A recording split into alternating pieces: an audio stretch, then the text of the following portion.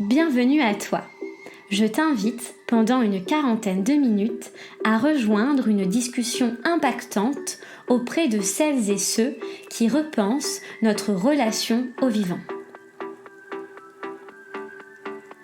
Je suis Manon Sala et je chemine depuis longtemps pour comprendre le lien systémique entre le bien-être individuel et l'élan du collectif.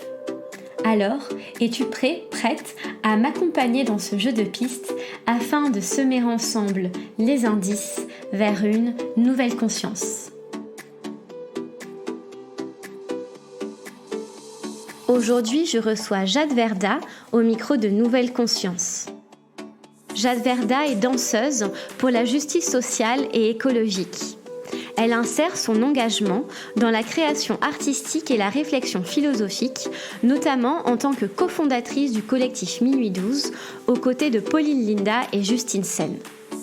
Le collectif Minuit 12 réunit danseurs, danseuses et artistes pluridisciplinaires autour de créations sensibles. En recourant à la danse, l'image et le corps, le collectif transpose l'espace scénique dans le milieu urbain et le milieu sauvage, à travers des chorégraphies inspirées de la fluidité du monde vivant. Avec Jade, nous réfléchissons à la place du sensible dans les luttes sociales et au lien entre l'écologie des corps et l'écologie du monde par l'art et la création. Je vous souhaite une très bonne écoute en compagnie de Jade Verda.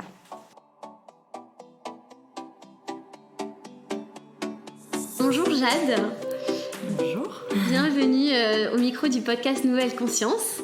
Je suis très contente de t'accueillir aujourd'hui. Merci beaucoup pour l'invitation. Jade, tu es une danseuse, tu es aussi une spider, une araignée sur ton compte Instagram. Tu te décris comme ça. Tu as co-créé le collectif Minuit 12 avec Pauline Linda, Justine Sen, voilà. C'est un collectif qui propose des productions dansées, visuelles et sonores. Et vous mettez l'écologie en lien avec les corps. Vous faites de l'écologie par les corps. J'aimerais te poser la question d'abord, c'est quelle place joue le corps pour toi dans ton engagement? Pourquoi tu as décidé d'aller vers la danse, vers l'expression artistique et corporelle pour symboliser, donner à voir ton engagement alors que tu as fait des études de sciences politiques? Pourquoi tu as choisi ce médium-là? On a choisi la danse. En fait, on n'a pas vraiment choisi la danse, c'est-à-dire qu'on dansait ensemble et on créait ensemble. Et forcément, quand on crée sur des sujets qui nous intéressaient. Donc, on s'est mis à créer notamment un conte environnemental dansé sur l'eau. Et donc, en fait, c'est juste qu'on s'est mise dans nos pratiques artistiques à parler des sujets qui nous intéressaient. Donc, forcément, l'effondrement de la biodiversité, toutes les perturbations qu'on vit en permanence, ça nous inspirait en quelque sorte. Et donc, ça s'est fait de manière un peu intuitive. Et c'est après qu'on a commencé aussi à mettre des mots sur le fait d'utiliser le corps comme outil de militantisme. Et en fait, ce qui est intéressant dans le corps et dans le mouvement qui est la danse, c'est que le mouvement, c'est vraiment l'émotion qu'on va créer. Émotion, ça veut dire mise en mouvement. Et ça veut aussi dire révolte sociale. Et qu'en fait, on crée une forme de mise en mouvement corporelle, au-delà des mots, au-delà des chiffres, au-delà des informations, qui est aussi une invitation à danser, mais c'est plus largement une invitation au mouvement, au changement. D'accord. Et quand vous parlez d'écologie par les corps, du coup, qu'est-ce que ça signifie pour vous? L'écologie par les corps, c'est tout simplement que les sujets écologiques, je sais pas, si tu vois une forêt à côté de laquelle tu as grandi qui va être rasée pour faire un entrepôt Amazon, ça te scandalise et ça te fait quelque chose de très émotionnel. Et on a beau avoir tous les chiffres et toutes les informations possibles, chaque personne que j'ai rencontrée qui s'est engagée à un moment, c'est toujours une forme d'émotion, une construction parfois un sentiment de scandale, mais un sentiment aussi de beauté pour quelque chose qu'on aime, pour l'océan, tu vois, la montagne, voilà. Et qu'en fait, ça c'est quelque chose de très charnel, très physique. C'est comme quelqu'un qu'on aime. On a hyper peur qu'il lui arrive quelque chose, ça nous donne des frissons. C'est exactement la même chose. Et du coup, nous, de travailler à partir du corps, c'est aussi travailler à partir de ces émotions-là. Et il y a cette grande question sur l'écologie, parce que on connaît que ce qu'on... Enfin, on peut protéger que ce qu'on connaît. Oui. Et ce qu'on aime, c'est ce qu'on connaît. Mais parfois, je sais pas si on évolue dans un environnement urbain, La nature, elle est présente, mais elle n'est pas omniprésente. Et en tout cas, on la considère pas forcément. Et parfois, il n'y a pas de lien. En fait, qu'est-ce que ça nous fait un glacier qui fond si on n'en a jamais vu ? Oui. Est-ce que ça nous touche vraiment alors, par rapport à un proche ? Et du coup, de travailler à partir des émotions, c'est aussi travailler à recréer une forme de biodiversité par l'art et une forme d'investissement charnel, quoi, par les corps. D'accord. Est-ce que finalement c'est comme si aussi les émotions que vous aviez ressenties, donc puisque toi tu as l'air quand même relié à ces écosystèmes qui disparaissent, est-ce que c'est comme si le fait d'avoir vécu des émotions liées à eux, c'était un moyen pour vous aussi de les traduire en spectacle, ou en fait de les extérioriser finalement comme quelque chose pour vous-même, pour vous sentir mieux? Ouais, de toute façon je pense que tous les artistes partent forcément d'eux.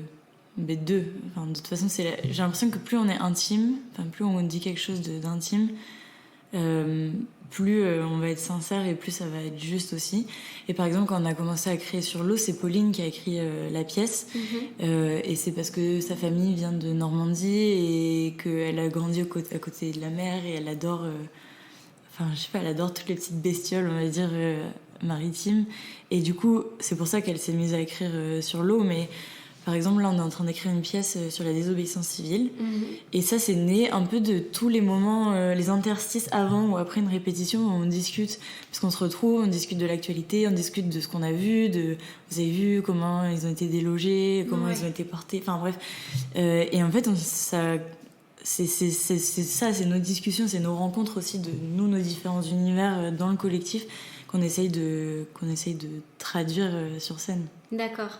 Donc c'est vraiment à la fois votre vécu intime mais également le vécu social avec les personnes avec qui vous partagez vos luttes et aussi vos espoirs, vos peurs. Oui, et nos créations aussi, parce que dans le collectif, la particularité, c'est que personne n'a le même style de danse, mais c'est vraiment très très éclectique, quoi.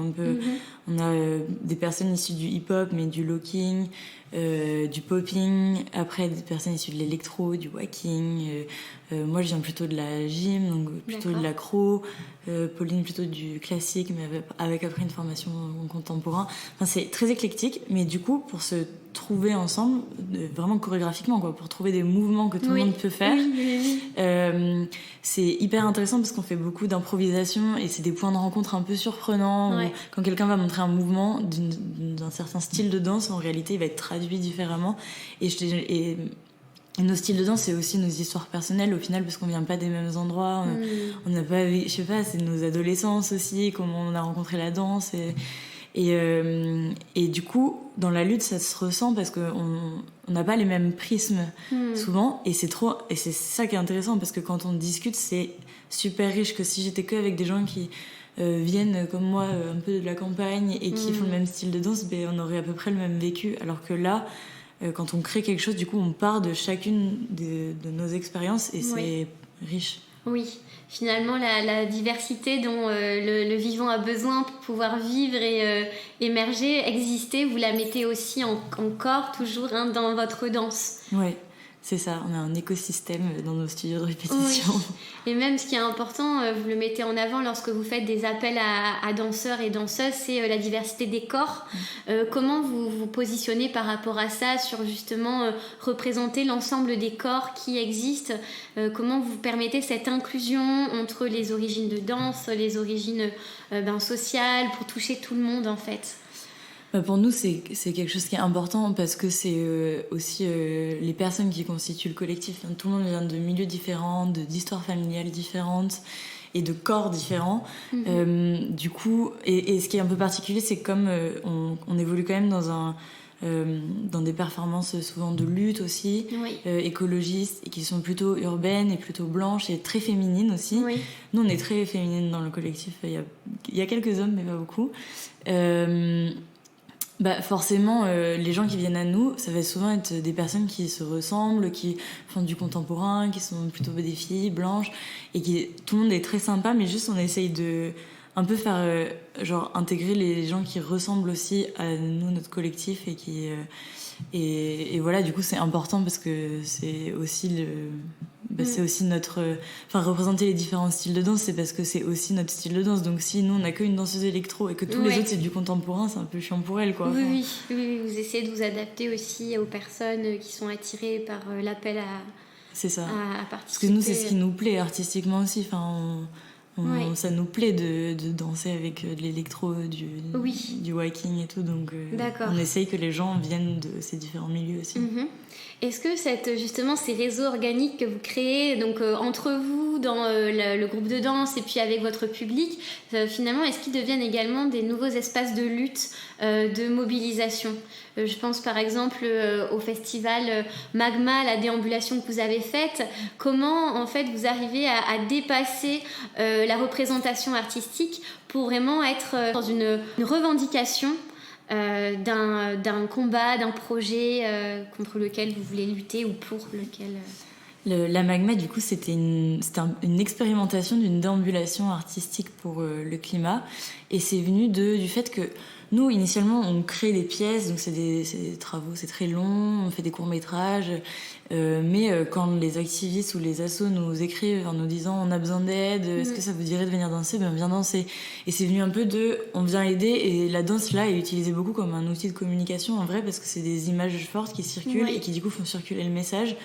Et de manière un peu plus sympa, ça change un peu d'un discours et tout, ça diversifie les formes d'expression, on va dire. Mais on s'est dit, c'est sympa, mais à chaque fois, c'est organisé ultra à l'arrache, on n'a pas beaucoup le temps et tout. Et il faudrait pousser le truc beaucoup plus loin et penser la manifestation aussi vraiment comme une performance artistique, de penser la scénographie, de penser la programmation comme un festival. En fait, parce que l'objectif, c'est à la fois ramener des gens qui sont intéressés par les questions écologiques, mais qui parfois sont pas du tout prêts ou habitués au mode de militantisme traditionnel, où parfois la prise de parole vraiment avec des mots politiques est difficile pour plein de raisons. Et d'inviter ces personnes-là qui ont envie mais qui juste n'osent pas un peu par rapport à une question de format. Et nous, on travaille sur vraiment l'imaginaire. En fait, l'idée, c'est de se dire quand on fait cette marche, quand on envahit Paris avec de la musique et des gens qui dansent et des chanteurs et tout, que potentiellement, y a un scénariste, tu vois, qui passe et qui se dit « Ah, mais c'est ça, les militants », qu'en fait... Il n'y a pas qu'une image d'un militant seul avec sa pancarte, un peu tout seul, ou à la limite qui gratte un peu des accords de guitare, comme ça, mais qu'on puisse imaginer une foule de 400 danseurs et danseuses qui envahit un espace et qui dit quelque chose avec son corps. Donc c'est juste un peu de diversifier les imaginaires autour du militant écolo. Ça me fait penser aux grandes flash mobs, ce serait chouette, tu vois, parce qu'elle réussissait vraiment à réunir beaucoup de gens. Donc créer une grande flash mob pour la justice sociale, pour la protection de la biodiversité. Ouais, mais on n'a pas encore de Corée. Moi, une des inspi, c'est les marches féministes en Argentine, et après dans toute l'Amérique latine aussi. Parce qu'il y a ce truc d'un chant, le El Violador eres tú, et une petite choré qui va avec est très simple. Nous, en général, on essaye quand même de pousser le truc plus chorégraphiquement, de danser plus, de sélectionner quand même des gens qui dansent un peu pour sur des temps très carrés et tout, pour que ce soit pas juste une choré, quoi. Que ce soit pas juste la Macarena, tu vois, en gros. mais parce que ça, c'est juste que créativement, ça nous intéresse plus aussi de pousser, on va dire, l'exigence. D'accord. Comment vous intégrez le milieu dans lequel vous vous trouvez pour créer vos chorégraphies ? Je pense notamment à l'une de vos chorégraphies qui est vraiment magnifique, où vous étiez dans une forêt. Ouais, mais justement, ça partait du fait qu'on voulait créer un court-métrage qui imagine une action militante, mais avec que des danseurs, et dans un milieu naturel. Vraiment, on imagine qu'on prend un espace et qu'on va manifester en dansant. Donc la choré est assez dynamique, ça commence par des courses un peu comme ça dans la forêt, on sait pas où on va, tous les danseurs arrivent et là c'est quelque chose d'assez combatif, après très organique aussi avec des portées. Et ça c'était vraiment pour créer des images qui nous plaisent et montrer un peu à quoi ça ressemble une idée d'action par l'art. Après souvent évidemment le militantisme ça se fait aussi en ville, devant les lieux de pouvoir. On a dansé devant le siège de Total, on a dansé pour la Magma dans Paris, et après on fait des performances en fonction de qui nous demande. Donc par exemple, le théâtre du Châtelet et le théâtre de la Ville nous ont demandé de faire une performance sur la place devant, donc sur la fontaine. Donc c'était une performance circulaire. Donc on s'adapte beaucoup au lieu. Là par exemple, on est en train de travailler sur une performance dans le musée d'Orsay. Et on travaille encore sur la forêt, sur la question de la conservation. Et on fait comme si les statues du musée d'Orsay, c'était des arbres. Et parce que le musée, c'est l'endroit de conservation par excellence. Et du coup, de le mettre en écho avec la conservation de la forêt. Et ça, pareil, c'est une création, enfin, c'est vraiment une création in situ, originale, parce qu'on est obligé de penser par rapport au lieu. Donc ça c'est beaucoup de travail, mais c'est très stimulant.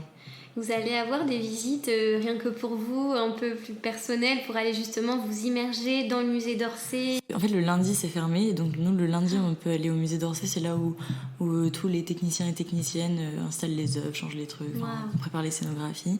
Et du coup, on pouvait répéter. Et donc, on va beaucoup au musée d'Orsay quand c'est fermé. Ah, c'est super. Et ouais, c'est passionnant parce que même la collection du musée d'Orsay, il y a beaucoup de paysages en fait. Il y a le douanier Rousseau, il y a des statues, il y a beaucoup d'animaux. Et c'est intéressant parce que c'est des collections qui déjà n'attirent pas beaucoup les jeunes. Nous, on arrive comme ça avec un public très jeune, très engagé. Et c'est aussi ce qui est recherché. Et c'est intéressant pour nous. C'est quand même une preuve que le militantisme dans l'art ne ferme pas des portes à l'artistique. Parce que parfois, les artistes ont peur de ça. C'est-à-dire, si je prends une parole trop engagée ou je me retrouve à tous les événements écolos, on va plus me considérer sérieusement dans les institutions culturelles, la programmation, enfin, quand t'es un jeune artiste.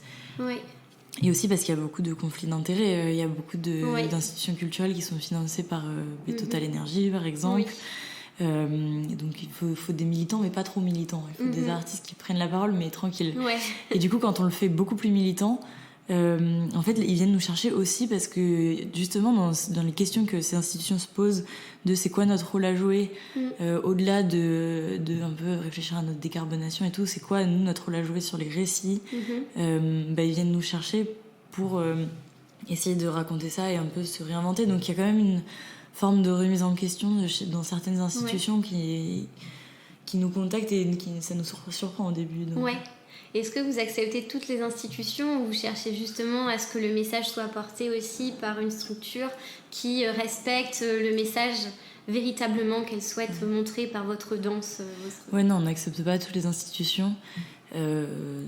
Non, enfin déjà, les musées qui sont financés par Total, on n'y va pas. Mais après, ils nous proposent pas non plus parce qu'ils savent, tu vois. On a déjà refusé des trucs aussi. Pas mal de... Après, t'invites les entreprises qui veulent faire du greenwashing aussi. Ah oui, les entreprises aussi ont demandé.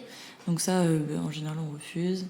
Et voilà, non, après, les institutions, le musée d'Orsay, par exemple, c'est une institution. Et en fait, ils font plein de trucs, ils essayent de se réinventer. Après, comme partout, il y a c'est toujours trop lent. En plus, c'est sous tutelle du ministère de la Culture. Ils ont plein de prestataires. Bref, c'est vraiment une dilution de la responsabilité qui est incroyable. Mais non, ils essayent de faire pas mal de choses. Ils en discutent beaucoup. C'est quand même... voilà, donc là, on accepte. C'est bien. D'accord. Et là, pour du coup la préparation de votre déambulation artistique dans le musée d'Orsay, comment vous allez aller à la rencontre des œuvres ? Est-ce que vous allez en chercher quelques-unes spécifiquement ? Je ne sais pas si tu peux en dire quelques mots sur la démarche en fait qu'il y a autour. Ouais. Du coup, c'est une déambulation avec 7 danseuses et les inspirations, c'est les Miyazaki, donc Nausicaa, Princesse Mononoke et George Sand aussi. En fait, on va déambuler dans la grande nef. Donc le musée d'Orsay, c'est une ancienne gare, c'est immense. Et la grande nef, il y a des statues tout le long. Donc là, on déambule. Avec une petite surprise, ça je peux pas tu verras. Et après on monte à l'étage, on déambule encore au milieu des statues, c'est un peu plus étroit, donc il y a des coupoles, donc là on rentre dans une coupole, on ressort et puis on finit dans la salle des fêtes. Donc on va pas dans toutes les salles, mais on va dans certaines. Et on a beaucoup regardé quel tableau on voulait interagir, quelle statue. Carla qui est la programmatrice du musée d'Orsay avec qui on travaille, qui est incroyable, nous a vraiment donné les livres de toutes les collections et on pouvait mettre des étiquettes sur ceux qu'on trouvait intéressants pour travailler. Voilà, et nous on a choisi, et on avait vraiment carte blanche sur le sujet, donc on a choisi de travailler sur la forêt, et on travaille aussi sur mettre en lien cette performance avec une action concrète au sujet des forêts, et notamment avec Green Line Foundation avec qui on a organisé la Magma, qui aide une lutte locale à Anglette, parce qu'il y a une forêt qui va être rasée pour construire un parc. Et il y a notamment une jeune femme activiste qui est incroyable, qui a monté du coup tout un truc de sensibilisation, de lutte, et elle a fait pas mal d'actions artistiques dans la forêt. D'accord. Pour médiatiser ça. Et donc nous, le but, après il y a une agora, donc le but c'est un peu de parler de cette lutte locale, et on aimerait bien redanser cette création dans la forêt. Là-bas. Génial.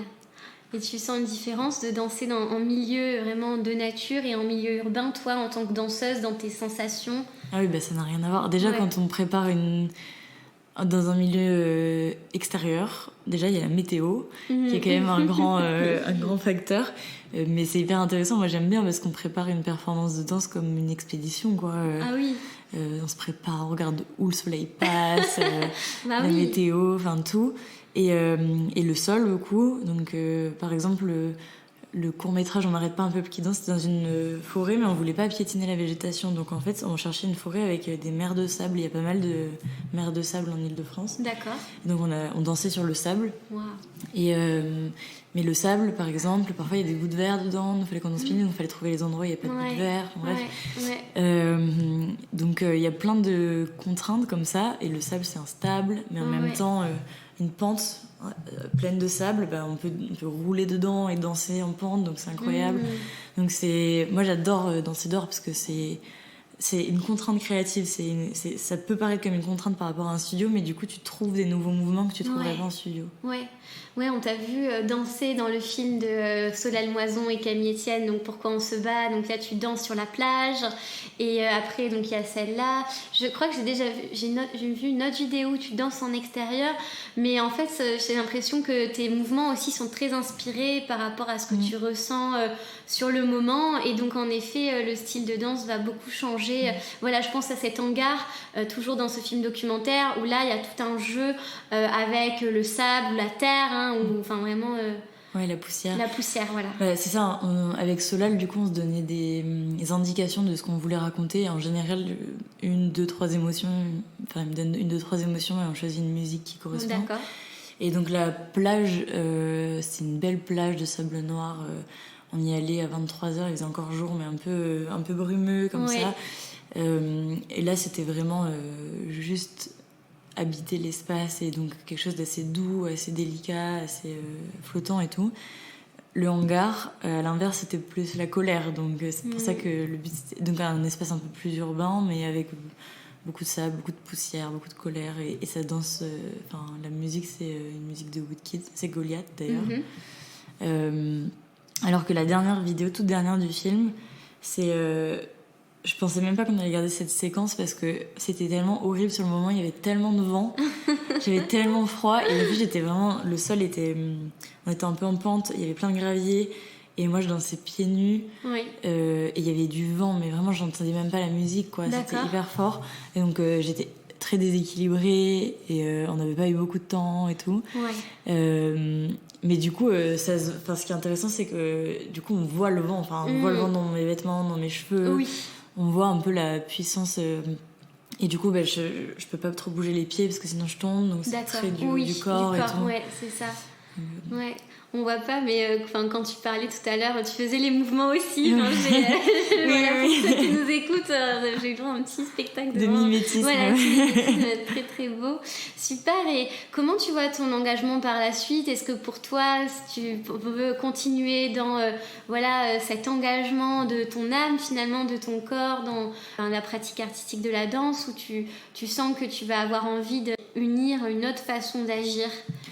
Non, je vais continuer encore, parce que c'est un peu infini. Déjà, en philosophie, je travaille exactement sur le même sujet, donc sur le corps et l'écologie. D'accord. J'ai travaillé sur ça chez Merleau-Ponty et là chez Donna Haraway. Et c'est infini comme sujet. Et surtout, en philosophie, c'est passionnant, parce que en fait, on a passé tellement de temps à descendre le corps dans la philosophie occidentale, que du coup, c'est tout un champ aussi. Il y a des gens qui ont essayé de le réhabiliter, le penser. Mais du coup, dans une société occidentale, le corps, c'est pas l'endroit du rationalisme, c'est pas l'endroit de la connaissance. Sauf que pour moi, le corps, c'est un espace de connaissance vraiment très fort. Parce que de toute façon, on ne peut pas faire expérience du monde sans être dans notre corps. Tout comme on ne peut pas faire expérience du monde sans l'extériorité et la matière, quoi, la matérialité de tout. Et qu'il y a une forme de connaissance qui est intrinsèque, quoi, au corps et qui ne peut pas être remplacée par un esprit. En tout cas, c'est beaucoup moins dualiste que ça. Bref, du coup, sur le militantisme, je veux continuer à travailler sur le corps. Et d'ailleurs, tu parlais de spider, d'araignée. Parce qu'en fait, je travaille beaucoup avec les cordes, aussi en installation plastique. Donc, par exemple, j'ai fait une toile d'araignée qui tisse les liens de Total Énergie avec tous les secteurs de la société. Donc, c'est vraiment dans une pièce énorme.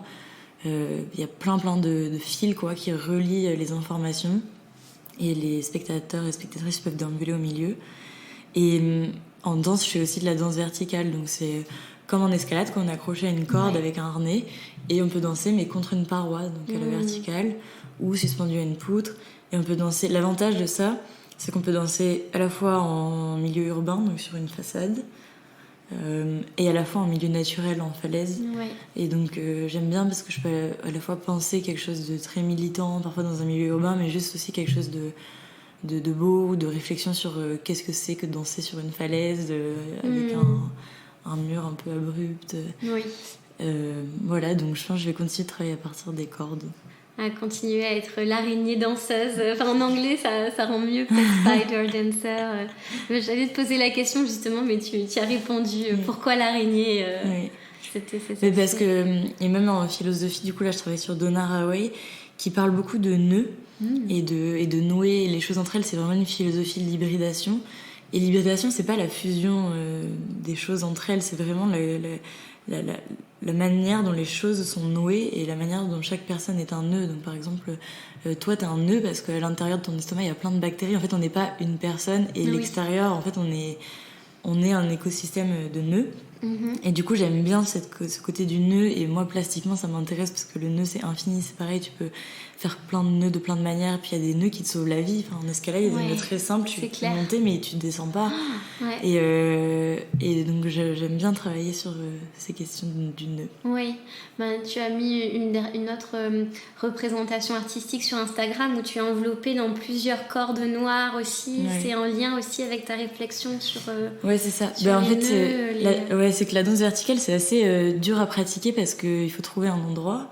Et du coup, pour la sécurité et tout ça, les accroches, il faut toujours avoir un cordiste. Donc, moi, je suis pas encore formée en cordiste. Enfin, bref, je peux pas m'accrocher partout, quoi. D'accord. Et donc, parfois, c'est frustrant parce que tu peux pas pratiquer tous les jours. Donc, je fais des recherches dans ma chambre où j'accroche à des meubles, quoi. Et je m'accroche dedans et je vois comment ça fait avec des cordes qui sont pas élastiques. Donc, ça réduit le mouvement, mais en même temps, ça compresse la chair. Et après, je travaille avec des cordes élastiques. Ça dépend. J'aime bien travailler les objets techniques comme ça. D'accord, incroyable. Merci beaucoup, Jade, pour cette discussion. Avant qu'on se quitte, j'aimerais te poser la question finale du podcast, qui est pour toi la définition d'une nouvelle conscience. C'est le nom du podcast et comment ça résonne pour toi. Une nouvelle conscience.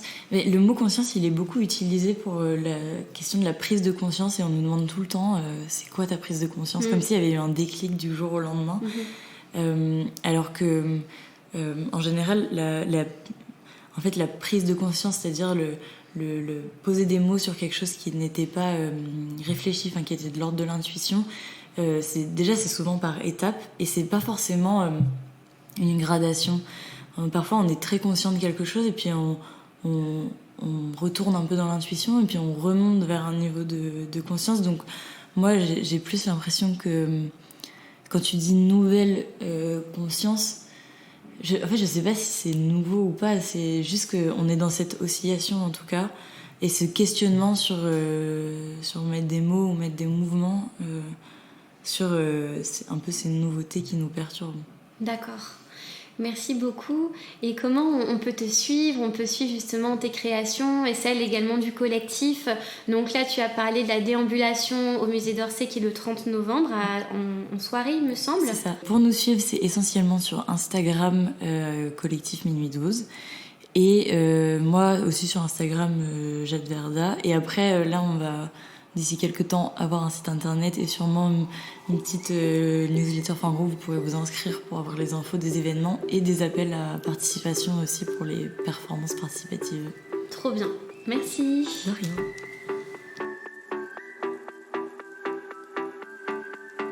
Merci pour votre écoute. Si ce podcast vous a plu, la meilleure façon de le soutenir est de lui laisser 5 étoiles et un commentaire sur iTunes et sur Spotify. Vous pouvez aussi vous abonner au podcast sur la plateforme de diffusion de votre choix. Ça se fait en un clic, ça prend 2 minutes et ça fait toute la différence pour moi. Aussi, si vous souhaitez suivre le podcast au quotidien, je vous invite à vous abonner à son compte Instagram @nouvelle-conscience ou à consulter régulièrement son site internet nouvelleconsciencepodcast.com. J'espère que cette discussion aura pu vous donner des idées et vous rapprocher d'une vision globale, systémique de l'écologie. Je vous souhaite de suivre vos rêves, d'avancer sur votre chemin et d'écouter un peu plus chaque jour cette petite voix qui vibre à l'intérieur de vous. Bonne journée et à très vite!